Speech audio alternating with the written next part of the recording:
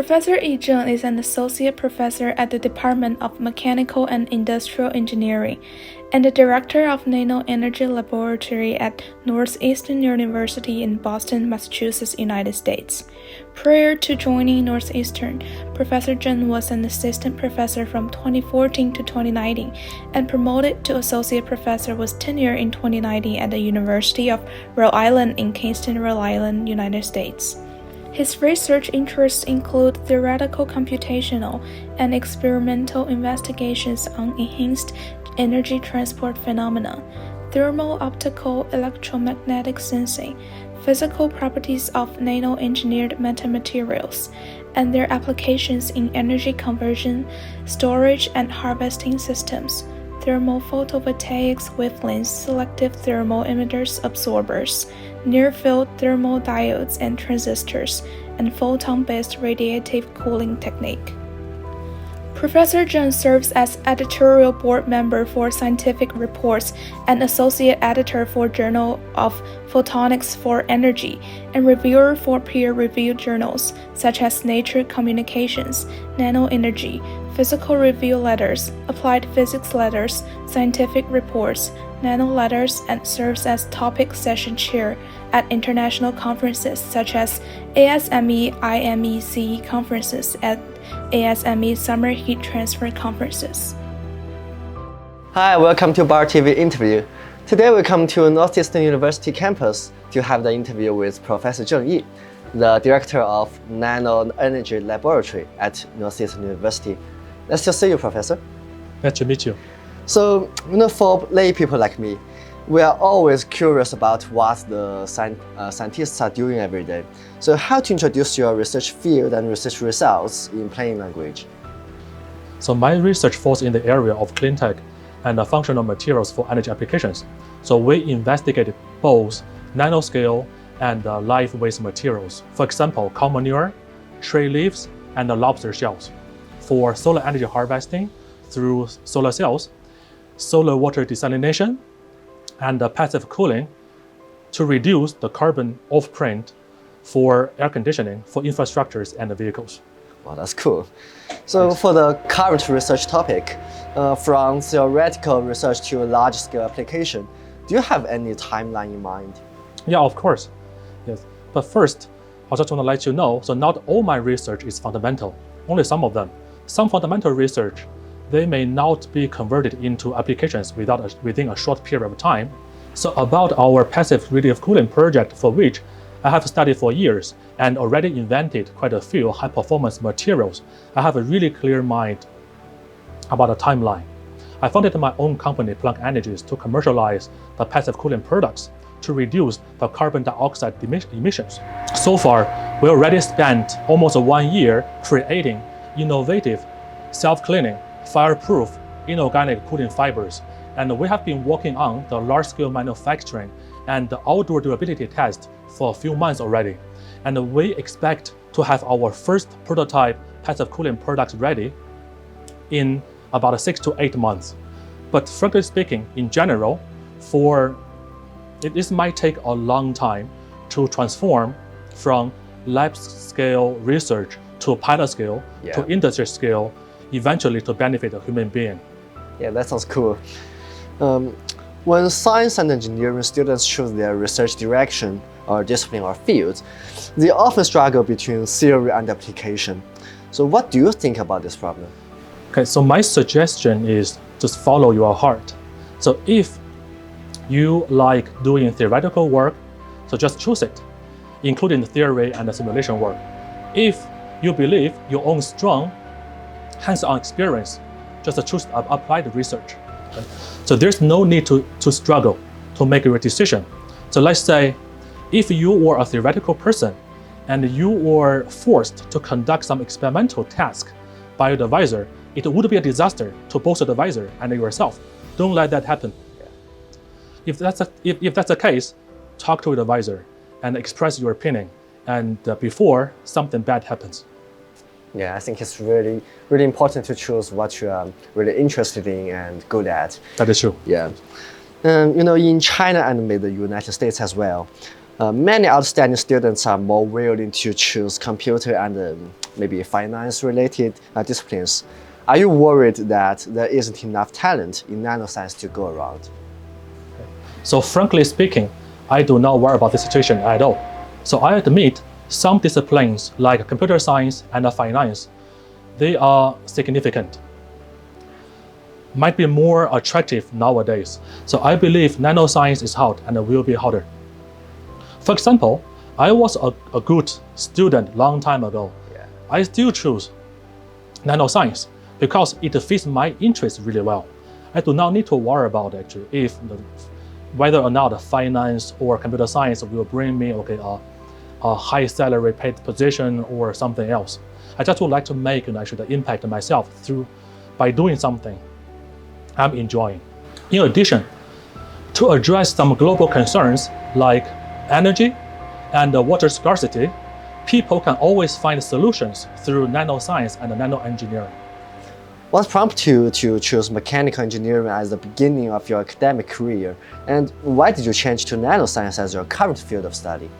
Okay. Yes. I think the reason I chose mechanical engineering is because of my family. My dad, he is a civil engineer. And when I was a child, I was intrigued by his engineering jobs, like drawing graphs and reading engineering tables. And also I remembered in my high school, at my 10th to 11th grade, I attended the Science Technology Innovation Contest in China. I was awarded a gold medal to design my engineering materials. And I felt so excited at that time. And also I filed 2 patents in high school. So because of all of those accomplishments before entering college, I made my decision. I wanted to study mechanical engineering. That is why. And to answer your second question, why I switched to nanoscience from mechanical engineering, I do not see any conflict. I believe that there's no conflict between nanoscience and mechanical engineering. Nanoscience is multidisciplinary. Mechanical engineering has a part in nanoscience. Sometimes classical theories may not hold true, and the classical materials may not function well, but nanoengineered materials and the theory do. How did you choose your tutors and students? Okay, so for a student who pursues their master or PhD degree, their job is to show and convince their future advisor by their capabilities and experience in the past. For example, what kind of projects have you participated in or conducted in the past? And what skills have you learned, like programming, modeling, material characterization, and system design? But as an advisor, we care more about our prospective students' capabilities and their enthusiasm in research, but not their GPAs or GRE scores. Yeah, that's a good point. So many Chinese students and researchers are faced with the question of whether to continue their career in the university or industry. What do you think of that? That is a really good question. So let me give you an example about myself. For myself, I always wanted to become a professor because this is my interest. Why do I want to do that? I still remembered the first meeting I had with my PhD advisor at Columbia University in 2009. He asked me a question. What is your career plan after graduation?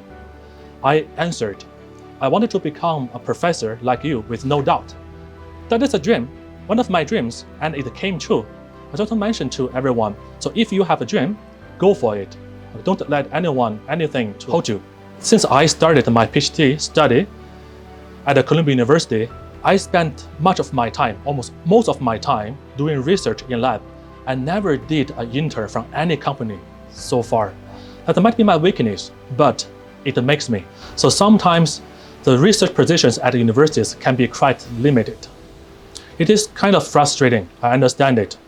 But be noted, you could still conduct research in industry, like some big name companies, 3M and Seagate, they also offer research positions to PhDs. As I know, some faculty members, they do have their industrial experience and a background from which they benefit much. And similarly, the Chinese students or the scholars, they are often struggle with whether to stay in the United States or returning home. What do you think of that? Yes, I believe there are always discussions about this topic, in the past few decades, and also I believe this topic can last long, in the next few decades. I understand it can be extremely important to make a career decision to anyone, even including myself. Either choose to stay in the United States or back to our home country. It's happened to me as well. But what I'm doing right now, that answered the question already. So I think there might exist two situations here. If one can find jobs only in one place, not the other, take that job, no matter where it is. If one can find jobs in both places, just take the one that makes you and your family happy, proud, and comfortable. Happy wife, happy life.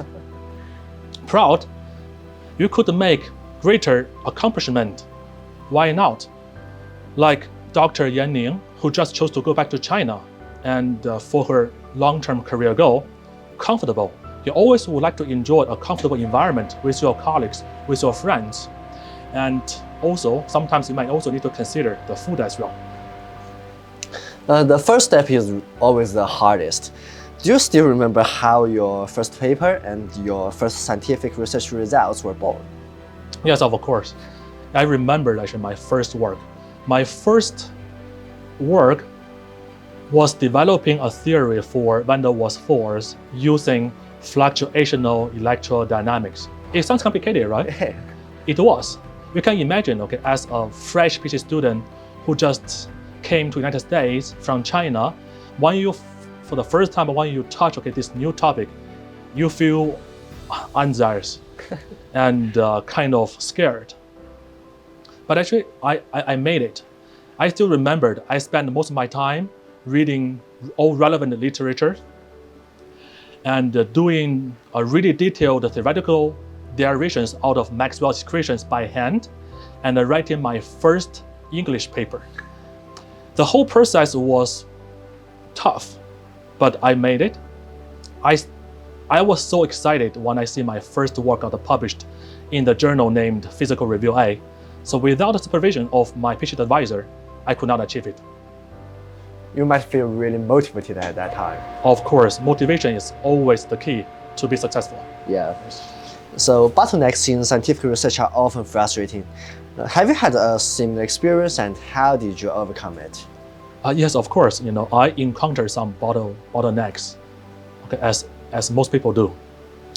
So I would like to answer this question in two ways. First, if I think myself as a student, as a graduate student, you may have your bottleneck like encountering a research project without knowing how to resolve it. You might already tried all kinds of approaches, but all existing approaches failed. It is frustrating, right? Yeah. But how do you address that? First thing, I believe, be calm. Just be calm. You do not need to worry about that at all. It may not be a bad thing. At least it means what you are doing, your research topic, is kind of innovative because nobody have done that. Nobody have already completed this problem. It is one thing, so be calm. Second, read more papers as you can. Sometimes papers, you can always find solutions from published work. Third, if you still cannot find any solution to your question, if you still don't know how to proceed with your project, talk to the advisor and guide his or her guidance. That can be really helpful. For me, as an advisor right now, I also have a different bottleneck problems. What is that? The bottleneck problem could be finding the proper research topics for my graduate students. That is my job and one of my duties. But the cool, creative ideas may not show themselves out automatically. It takes time. And sometimes it depends on the depth and the breadth of my personal research and of my personal experience and my personal knowledge. So my suggestion is talking to your peers and your colleagues, sharing the ideas you have. Through discussion, most cases, For most times, through discussion, new ideas come out. This can always spark new, innovative, creative ideas. That's what I believe. For example, for a well-solved problem, that could totally become an innovative area if one stands from totally different point of view. So, how do you come up with your research topics? Let's say maybe the most recent one. How do you come up with them? I'm not sure if you have been aware regarding my research work about the passive cooling materials for reducing the use of air conditioning to save energy for residential uses and commercial uses. What material we choose to use? Firstly, we focus on the paper waste materials. We transformed those recyclable paper waste material from the print paper, used papers. We transform all of those paper fibers into fiber-like cooling fiber materials. And also for other projects I'm working on, for example, about solar-driven water desalination, I was asked by so many readers or my peers and colleagues, how did you come with all of those fancy materials? What are materials actually I studied? I simply studied the farm waste materials, including cow manure and horse manure, the cow dung, the cow shit, or like some forest waste materials, including oak tree leaves, maple tree leaves. And also we studied some ocean biomass waste materials like lobster shell and crab shells and squid ink. The squid ink. How did I obtain this idea? It's really hard to say that. Actually, that's all the ideas that just came to my mind automatically at one day. During pandemic, sometimes we could not actually spend any time in lab. I just walk around when I do dairy shopping at a local farm. While waiting for my dairy, I just watch the cows and the horses walking around the farm. It just came to an idea to me. What about actually the cow dung? Can I recycle them? Can I collect them and transform this cow dung into some functional material to eventually solve some global energy issues? Actually, I did it. I asked the farm owner, and I still remember the farm owner laughed aloud, and he was willing to donate some of his cow manure free of charge to my lab. I brought them to my lab and I carbonized them, and eventually what I obtained 100% cost-effective carbon foam. Without consuming any nanoscale carbon materials, I obtained 100% free of charge natural carbon out of nature. So all of those ideas coming from nature, from human's life, intrigued me to invent new materials and to come up with new research topics. Boston is a college town. Have you considered some kind of intercollegiate collaboration with scholars and ordinary students at other prestigious universities here, like maybe Harvard University or MIT, or at your alma maters like Columbia University or Tsinghua University? Yeah, of course. To me, research is innovative and independent, but it's never an individual work. It does require collaboration inside the lab and outside. For myself, I've been working with quite a few professors from different departments at the Northeastern University, the place I'm working at, and also across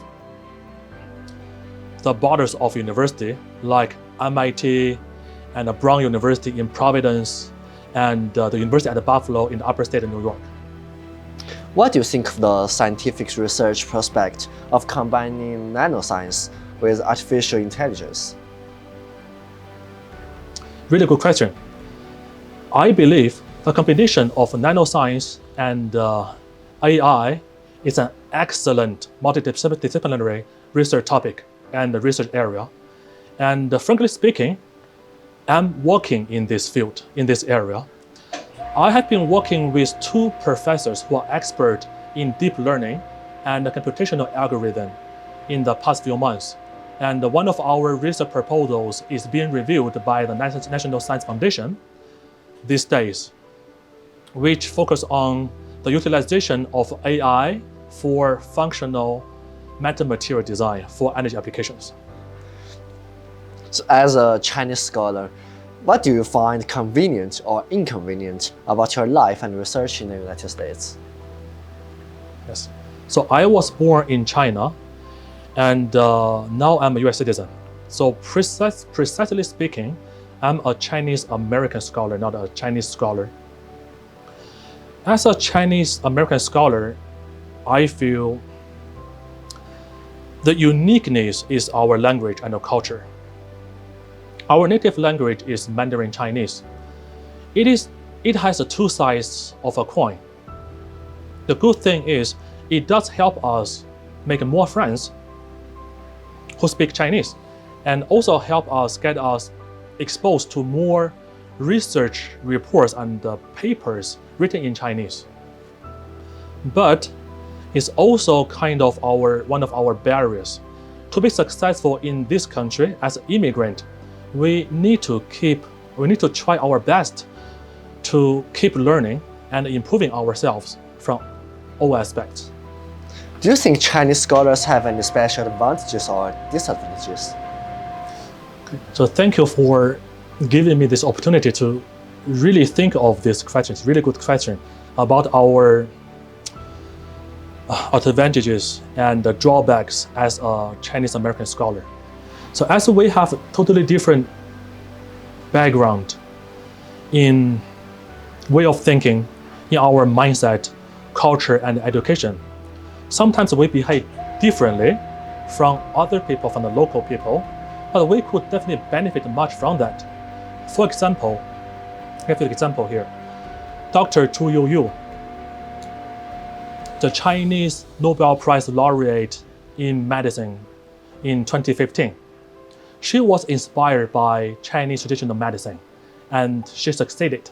The interesting thing is, in my lab, two of our recent works were also inspired by Chinese traditional origami structures and oil paper umbrella.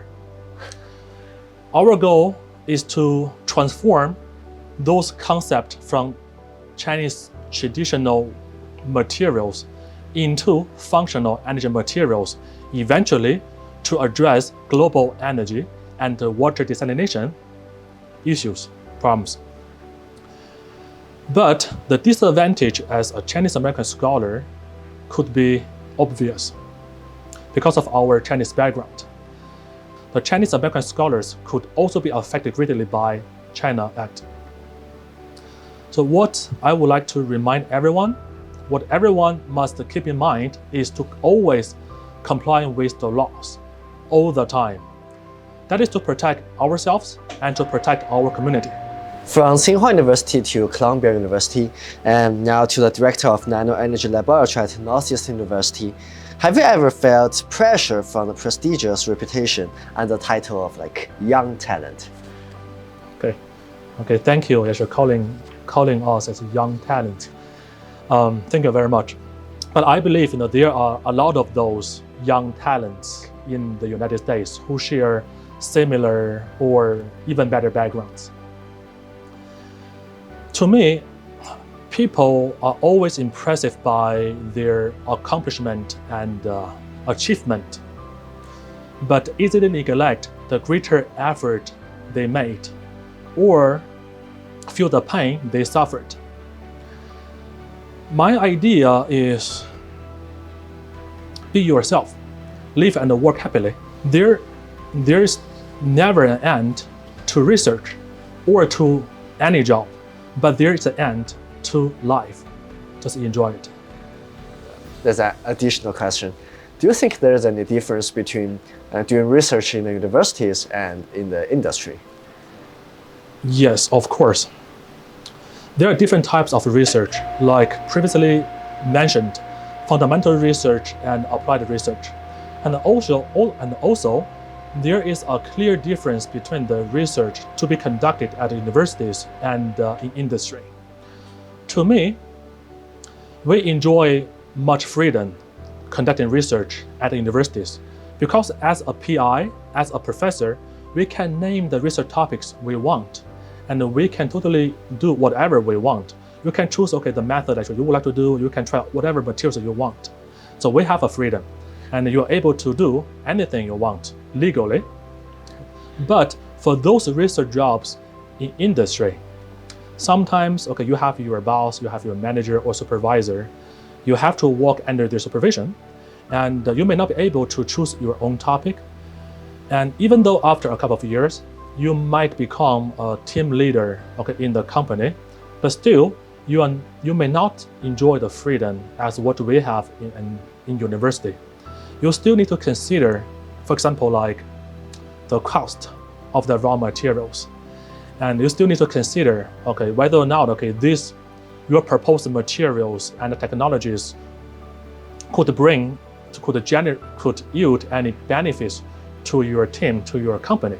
But for fundamental research in university, you never worry about them. We are encouraged to do the high-risk, high-yield topics. But for industry, sometimes you might be only able to work on those topics selected already by your team or by your supervisor or by your company. Yeah. Yes. Yeah, thank you. It's really nice to talk with the professor, and thanks you for joining our interview. Thank you for watching Bar TV interview, and thank you for following our channel. See you next time.